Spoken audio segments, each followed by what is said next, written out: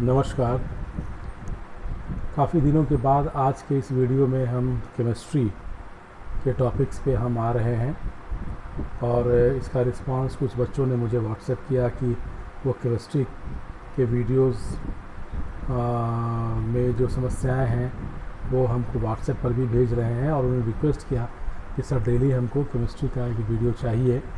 और मुझे भी लगा कि ठीक है, उसको प्रोसेस करके, क्योंकि प्रोसेसिंग में समय लग जाता है, बहुत मुश्किल से 1 से 2 वीडियो ही बन पा रहा है। हम कोशिश करेंगे कि आपको केमिस्ट्री का वीडियो आपको हम पर डे भेजें।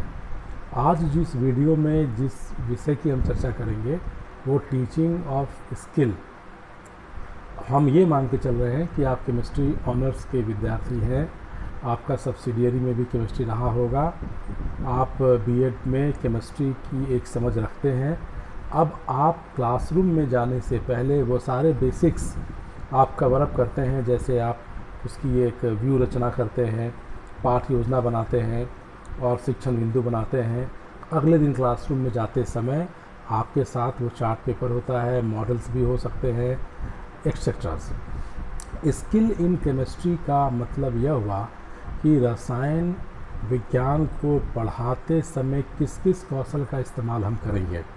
तो किसी वीडियो में हम कौशल के बारे में आपको अलग से बताएंगे, वो एक बहुत बड़ा चैप्टर है और कौशल के विकास की अपनी एक क्षेत्राधिकार हैं, उनको अभी वीडियो में हम मर्ज नहीं करेंगे। हम किसी क्लासरूम जो आपको दे रहे हैं उसमें भी हम कौशल को अलग से पढ़ाएंगे और कौशल पे वीडियो देंगे आपको। तो केमिस्ट्री विषय में जब आप क्लासरूम में जाइए तो आपके पास यह कंसेप्ट होना चाहिए कि केमिस्ट्री बेसिकली वो वहाँ पर एलिमेंट्स, वहाँ मेटल की बात होगी, वहाँ ऑर्गेनिक सब्सटेंस की बात होगी, वहाँ इनऑर्गेनिक सब्सटेंस की बात होगी। और अगर आपने ऑर्गेनिक कार्बनिक पदार्थों के अध्ययन के लिए आपने कक्षा शिक्षण में आपने वो टॉपिक चुना है, तो आपको ये ध्यान होना चाहिए कि वह जो ऑर्गेनिक सब्सटेंस है उसका रासायनिक सूत्र क्या है, और रासायनिक सूत्र के हिसाब से पहले आप ब्लैक बोर्ड पर लेफ़्ट साइड में मार्किंग कर दीजिए। अब जैसे आप सोडियम को क्लोरीन के साथ रिएक्शन करा के सोडियम क्लोराइड बनाना चाह रहे हैं, या कार्बन डाइऑक्साइड को वाटर के साथ मिला करके आप कार्बोहाइड्रेट का कोई सब्सटेंस बनाना चाह रहे हैं, तो सबसे पहले आप अपने व्याख्यान में, चूँकि आपका जो स्टूडेंट है वो 6, 7, 8, 9, 10 का हो सकता है, उसकी जो बौद्धिक समझ है उसको लैब तक अटैच करना है। और लैब के बाद जब उनके अंदर वो कंसेप्ट बन जाएं तो आप उनको क्लास के बाहर ले जाइए, मतलब वातावरण के साथ जोड़िए। कैसे जोड़ेंगे? अब जैसे कार्बन ऑक्सीजन के साथ मिल करके कार्बन डाइऑक्साइड बनाता है, तो कार्बन के लिए आप उसको बाहर ले जाइए और एक दिन पहले ब्लैक बोर्ड में कोयले का चित्र बना दीजिए, कोयला उसको दिखा दीजिए, उससे पूछ लीजिए कि तुम्हारे घर में जलावन में कौन सी चीज़ों का इस्तेमाल होता है, और अगर कोयला का इस्तेमाल होता है तो घर से कोयला लेकर के आओ। सब बच्चों से आप टोली बना लीजिए, 6-7 बच्चों की एक टोली, और सब टोली में से आप कोयला 2-3 कोयले को मंगवा लीजिए। हो सकता है कोई गोईठा लेकर के आए, लेकिन आप अभी डिफरेंट केमिकल्स में मत जाइए। सिर्फ एक जो इनऑर्गेनिक सब्सटेंस है, आप उसके कार्बन के लिए आपने कोयले को लिखा, क्योंकि उसमें समझ बड़े सहज तरीके से होती है।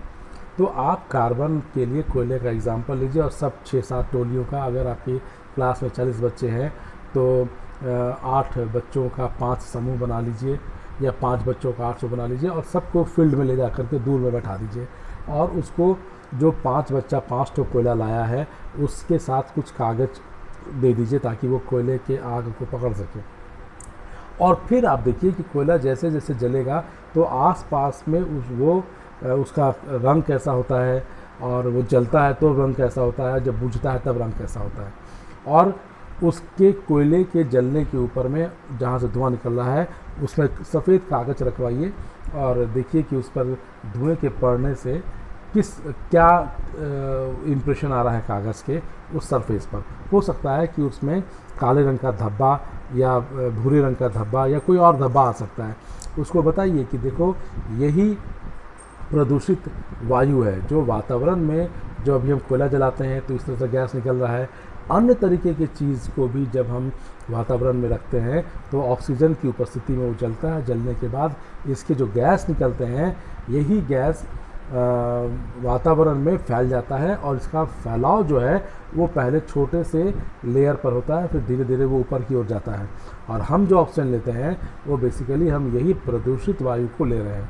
ये जब व्याख्यान आप क्लासरूम में देंगे, इसका एक डायग्राम बनाएंगे और वो किताब जहाँ पर पाठ्य पुस्तक में पाठचर्या के दौरान वो चित्र बनाई हुई उसको समझाइए। और लेकिन प्रयोग के लिए आप ज़रूर से प्रयोग कराइए फील्ड में जा कर के, और ध्यान रखिए कि किसी तरह की कोई दुर्घटना नहीं हो। पर्पस है कि प्रदूषण पर आप इनऑर्गेनिक सब्सटेंस और ऑर्गेनिक सब्सटेंस और उनके रिएक्शंस को अटैच कर रहे हैं। तो नेक्स्ट वीडियो में हम डिफरेंट रिएक्शंस पर हम बात करेंगे।